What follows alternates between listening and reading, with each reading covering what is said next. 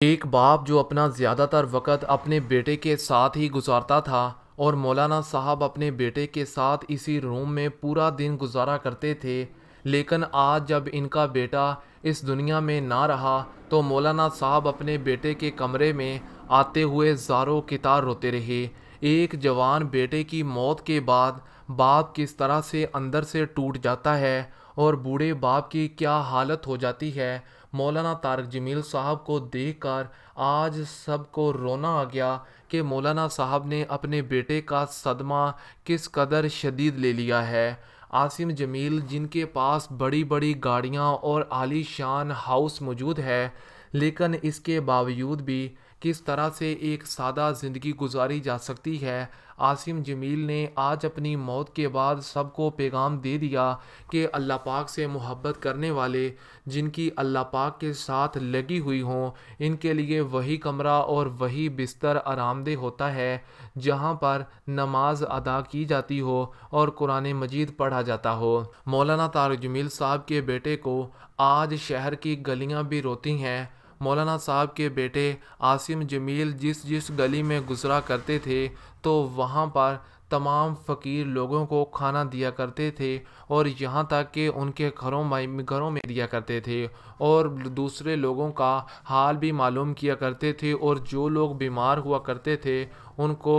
علاج بھی کروایا جاتا تھا۔ مولانا صاحب نے تازہ ترین بیان میں بھی حیران کن انکشاف کرتے ہوئے کہا کہ کس طرح سے رسول پاک کی زندگی پر چلا جا سکتا ہے، وہ ہمیں ہمارے اس بیٹے نے بتایا کہ پیسہ آ جانے سے کوئی بڑا نہیں ہو جاتا، اور ہمارا بیٹا چاہتا تو ایک لگژری زندگی گزار سکتا تھا، لیکن سب کچھ ہونے کے باوجود بھی سادہ زندگی گزارنا، اس لیے کہ رسول پاک صلی اللہ علیہ وسلم نے سادہ زندگی گزاری تھی۔ اصل میں درویشی اسی کو کہتے ہیں۔ پوری امت مسلمہ مولانا صاحب کو ایک پیر یا عالم دین کا درجہ دیتی ہے، لیکن اللہ پاک کی مخلوق کے ساتھ کس طرح پیش آنا ہے، کس طرح کا ان کے ساتھ رویہ رکھنا ہے، یہ ہمارے بیٹے عاصم جمیل نے ہمیں صحیح معنوں میں سکھایا ہے۔ جس کمرے میں مولانا طارق جمیل صاحب کے بیٹے عاصم جمیل کو گولی لگی، اور جس کمرے میں مولانا صاحب کے بیٹے عاصم جمیل اپنے کزن کے ساتھ چند منٹ پہلے موت سے پہلے آخری گفتگو کر رہے تھے،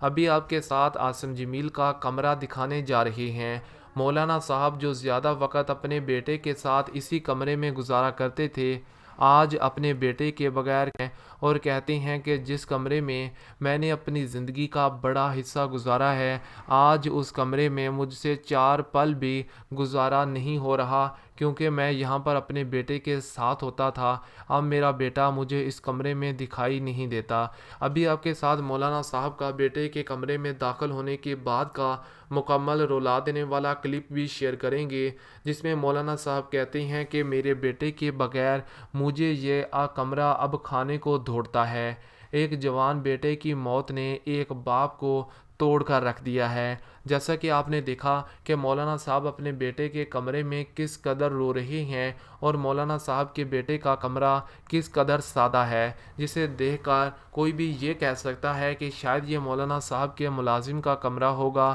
لیکن یہ مولانا صاحب کے بیٹے عاصم جمیل کا بڑا پن ہے۔ عاصم جمیل جو اپنے ملازموں کے ساتھ اپنے بھائیوں جیسا رویہ رکھتے تھے، ہم نے آپ کے ساتھ پچھلی ویڈیو میں بھی شیئر کیا ہے کہ مولانا طارق جمیل صاحب کے بیٹے عاصم جمیل ملازموں کے ساتھ بیٹھ کر چائے پی لیا کرتے تھے، ان کے ساتھ نیچے زمین پر بیٹھ جایا کرتے تھے، اور حتیٰ کہ ان کے کاموں میں ہاتھ بھی بٹایا کرتے تھے۔ مولانا صاحب نے آج بھی ایک بیان جاری کیا ہے جس میں ان کا کہنا ہے کہ ہمارے ملازموں کے ساتھ ہمارا رویہ ایک مالک اور ایک نوکر کی طرح کا رویہ ہے، کیونکہ وہ ہمیشہ کام میں لگے رہتے ہیں، ان کے کپڑے گندے ہوتے ہیں، اور ہمارے کپڑوں کے ساتھ جب ٹچ ہوتے ہیں تو ہمارے کپڑے بھی گندے ہو جاتے ہیں، لیکن ہمارا وہ بیٹا جو ملازموں کے ساتھ ہی اپنا زیادہ تر وقت گزارتا تھا، صرف اس لیے کہ رسول پاک نے ہمیں سادہ زندگی گزارنے کا صحیح طریقہ بتایا ہے۔ مولانا صاحب نے ریسنٹلی بیان دیتے ہوئے یہ بھی کہا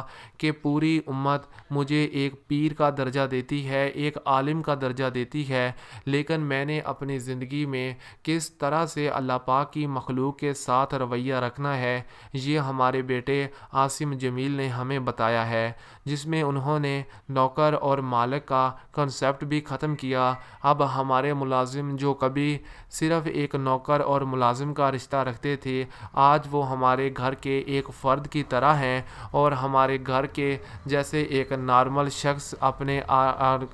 گھریلو معاملات ہینڈل کرتا ہے، ہمارے ملازم بھی بالکل اسی طرح سے ہیں۔ اور یہ سب کچھ ہمارے بیٹے عاصم جمیل کی وجہ سے ممکن ہو پایا۔ اور عاصم جمیل کا ریسنٹلی ایک آڈیو کلپ بھی وائرل ہوا، جس میں وہ زمین پر بیٹھے اپنے ملازموں کے ساتھ گفتگو کر رہے ہیں کہ میرے والد صاحب مشہور ہونا چاہتے تھے، وہ چاہتے تھے کہ ان کو بڑا پیسہ بھی ملے اور ان کو کیمراز میں ان کی ریکارڈنگ بھی کی جائے۔ وہ اللہ پاک کی طرف انہوں نے اپنا رجوع کیا، اور جو اللہ پاک نے احکامات بتائے تھے وہ انہی احکامات پر چلے، تو پھر میرے والد صاحب کو پوری دنیا، پوری امت مسلمہ ماننا شروع ہو چکی ہے۔ مولانا صاحب اپنے بیٹے سے کس قدر محبت کرتے تھے۔ میں ویلے واپس کر دیں سینا چاراں دی بخشش مانگے،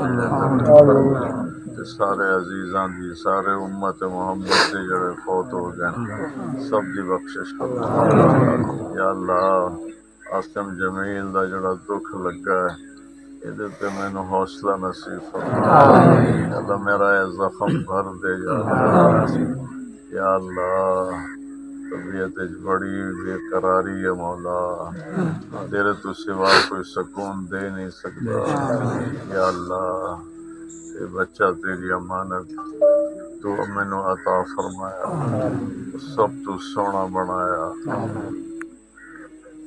سب تو صفتانہ بنایا، سب تو نیک بنایا،